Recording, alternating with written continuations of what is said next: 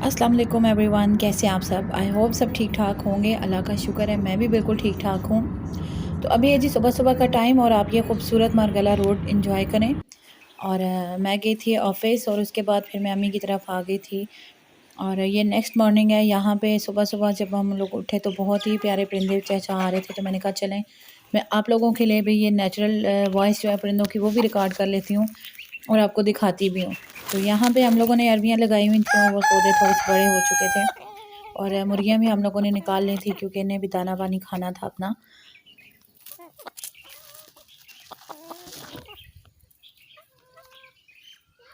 तो जी आज बात करते हैं सेल्फ़ रिस्पेक्ट पे। तो मैंने काफ़ी सोचा कि ये चीज़ हमारी लाइफ में बहुत ज़्यादा कॉमन है।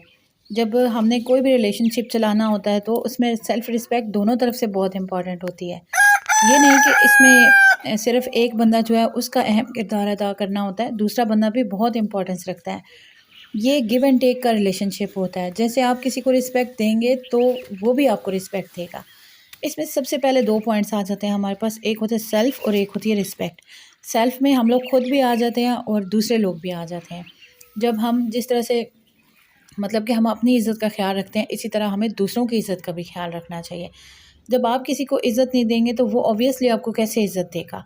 और इसमें एक और बहुत बात मैटर करती है कि कंटिन्यूअसली जब एक रिश्ते में सिर्फ़ एक बंदा जो है ना इतना सारा कुछ फ़ेवर दे रहा होता है दूसरे बंदे को, सारी कुर्बानियाँ दे रहा होता है, उसके हेल्प कर रहा होता है, सब काम कर रहा होता है और जब दूसरा बंदा बिल्कुल भी नहीं कर रहा होता ना, तो वहाँ पे भी बंदा थोड़ा-सा सोचता है कि कहीं मैं गलत तो नहीं हूँ। तो यहाँ पे ये सेल्फ़ रिस्पेक्ट जो है ना ये बहुत मैटर करती है। और हम लोगों में से मोस्टली लोगों को इस चीज़ का पता ही नहीं होता कि एक्चुअली ये चीज़ है क्या? देखिए, हर चीज़ को मैनेज करने का एक तरीका होता है। इवन कि जब आपने किसी को सज़ा देनी होती है ना, तो उसमें भी इसके बहुत सारे तरीके होते हैं। और आप खुद को उस जगह रख के सोचें कि अगर आप इस बंदे की जगह होते, तो इस टाइम पे आप क्या कर रहे होते? तो उस टाइम बंदा बेहतर फ़ैसला कर सकता है कि अगर इस बंदे की जगह मैं होता, तो मैं अपने साथ भी क्या यही कर पाता? तो वहाँ पे ये चीज़ बहुत मैटर करती है कि आपको पता चल जाता है कि हम दूसरे बंदे को किस लेवल पे लेके जा रहे हैं।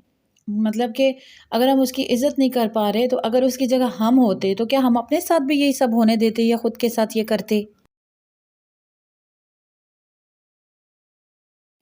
तो मेन जो सेल्फ़ रिस्पेक्ट का मीनिंग आता है, जो डेफ़िनेशन है, वो ये है कि जैसे हम खुद के साथ चाहते हैं कि हमारे साथ ऐसा सलूक हो, क्या हम वैसा ही एक्सपेक्ट करते हैं कि हम अगले बंदे के साथ भी वैसा ही कुछ कर रहे हैं? और उसके बाद जो रिस्पेक्ट होती है, रिस्पेक्ट का मतलब ये है कि आपने एक बाउंड्रीज़ सेट करनी है। उन बाउंड्रीज़ से आगे आपने किसी को भी आने नहीं देना।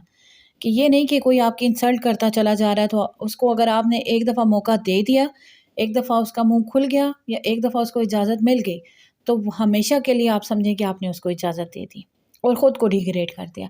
तो अपनी कुछ बाउंड्रीज़ सेट करें, दूसरे बंदे को उस लिमिट में रखें कि आपके ऊपर जो है ना वो कभी भी इस तरह का टाइम ही ना आए कि अगला बंदा जो है वो बाउंड्रीज़ को क्रॉस करे या आपकी जो इज़्ज़त नफ़्स है उसको तकलीफ़ पहुँचाए या आप किसी को तकलीफ़ पहुँचाएँ। क्योंकि ये दोनों तरफ से होता है, गिव एंड टेक है। एक रिश्ते में या एक किसी भी रिलेशनशिप में ऐसा नहीं होता कि एक तरफ से एक बंदा पॉज़िटिवली सब कुछ करता जा रहा है और दूसरा बंदा जो है उसके अगेंस्ट सब कुछ करता जा रहा है। तो ख़ैर ये थोड़ी-सी बात थी जो मैंने कहा चले मैं डिस्कस कर लेती हूँ। और यहाँ पे ये देखें जी, ये लौकी का पौधा था और यहाँ पे नैन जो है वो अपनी मस्तियाँ करने में बहुत बिज़ी था। तो इसका भी मैंने व्लॉग में कैप्चर किया। मुझे बहुत अच्छा लगता है ये, मैं हर व्लॉग में बताती हूँ आपको और बड़े मज़े-मज़े की इसकी शरारतें होती हैं।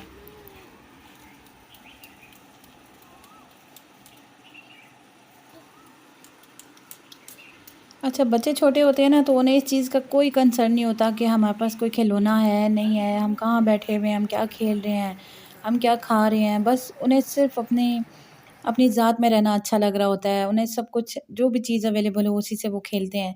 तो यहाँ पे हमने तोरियाँ लगाई थी और उस ये तोरी हमने बीज के लिए रखी थी। तो इसमें से हम लोग बीज निकाल रहे थे, लेकिन अनफॉर्च्यूनेटली इसमें कोई भी बीज जो है ना वो ज़िंदा नहीं था। सारे बीज जो है ना वो मरे हुए थे और ख़राब हुए हुए थे ना। तो इसलिए फिर हम यहाँ पे बैठ के बस ये निकाल रहे थे और हसनैन भी जो है वो हमारे साथ प्रॉपर जो है वो पार्टिसिपेट कर रहा था कि मैं भी तो ज़रा बिज़ी रहूं, कि ये बिल्कुल फ्री ना हो ना। तो ये भी काम करा रहा था हमारे साथ और पूछ रहा था ये क्या है।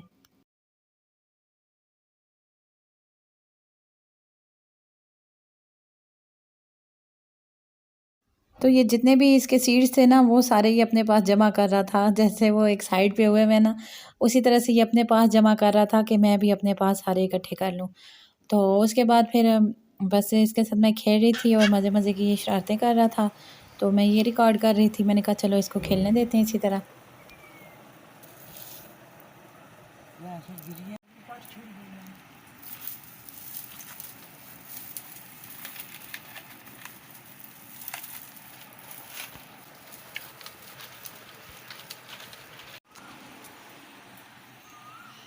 अच्छा जी, उसके बाद मैं अंदर किसी काम से गई थी और मैंने देखा कि हसनैन की तरह तो जो वो यहाँ पे बैठा हुआ था।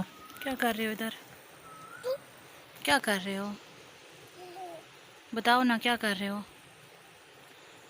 क्या कर रहे हो आप? क्या क्या पता तो चले।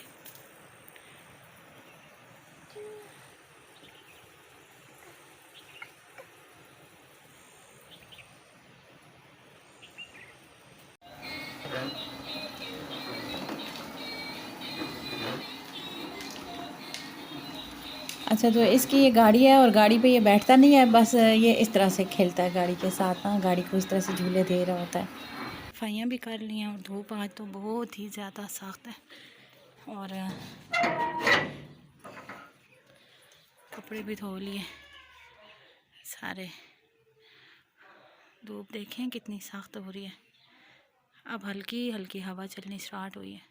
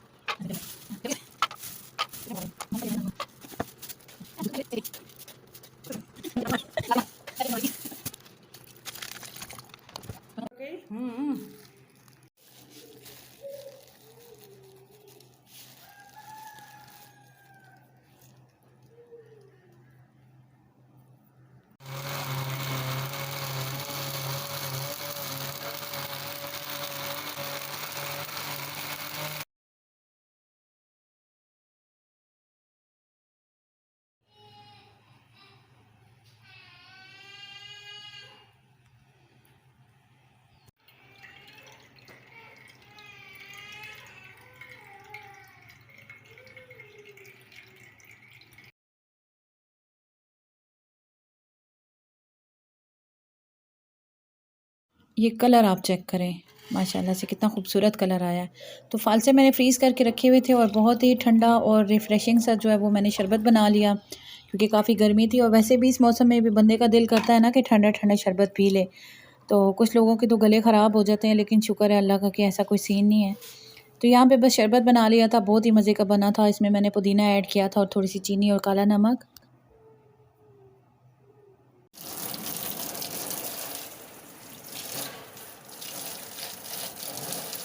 तो जी बस अब सर्दियाँ आने वाली हैं और कूलर का काम ख़त्म हो गया, तो यहाँ पे भाई जो है वो कूलर साफ़ करके रख रहा था अपना। तो ये जी सर्दियों की तैयारी भी हो रही है साथ साथ, और कूलर को बंद करके अब हम साफ़ सुथरा करके रख देंगे।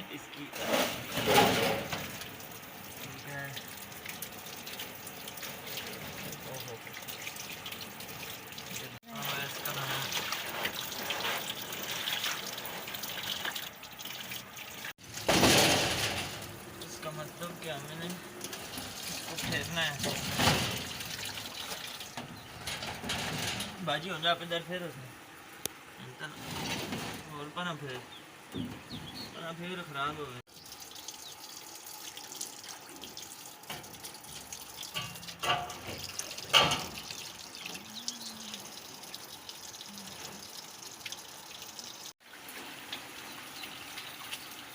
तो तो जी ये कूलर साफ़ सुथरा हमने कर लिया था, और अब हम इसको जो है कपड़े से खुश्क कर लेंगे और साफ़ कर लेंगे इसकी विंडोज़ वगैरह भी।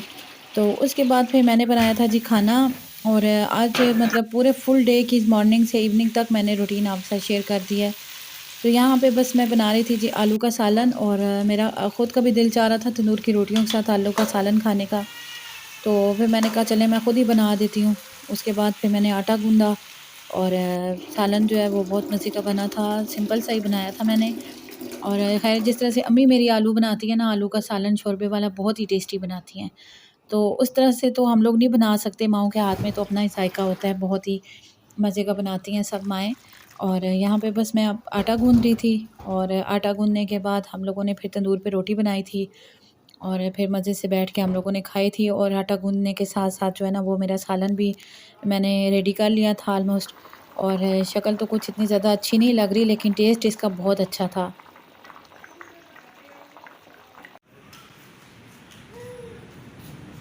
और जी शाम को ये देखें मौसम बहुत ही अच्छा बन गया, और बादल आ गए थे शाम को, और उसके बाद फिर हल्की-हल्की सी अचानक से बारिश स्टार्ट हो गई, और बहुत मज़े का मौसम हो गया।